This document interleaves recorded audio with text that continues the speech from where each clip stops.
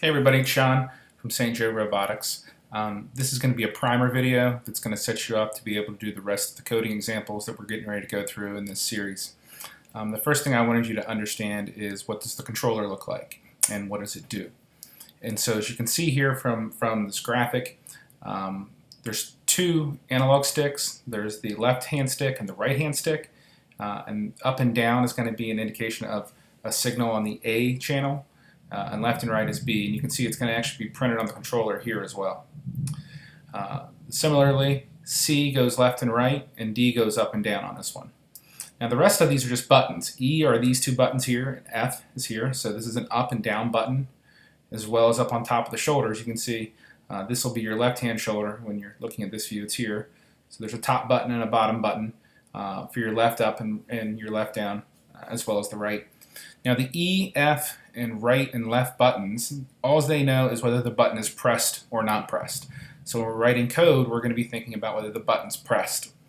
Now for the two sticks, which are sending signals along our A, B, C, and D channels, those are a percentage. So if we push A straight up, it's going to send a 100, a positive 100 signal through the code.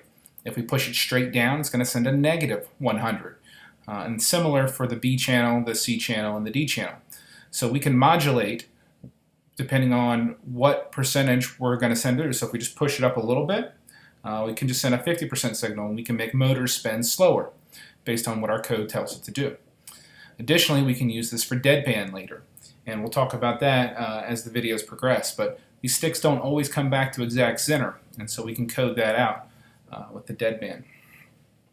The other piece of information that you're going to need to know how to use is Vexcode. All right, and so several of the things that I'm getting ready to talk about are just set up in the examples.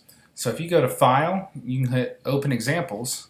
There's going to be a lot of different options here, and some of the ones we're going to go through you can find here and use them as a starting point for some of your code.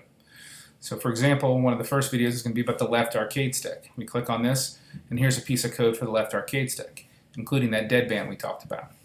And so I just wanted to show you what the controller was, what the different channels were, and how to get to these examples that we're getting ready to go through in more detail.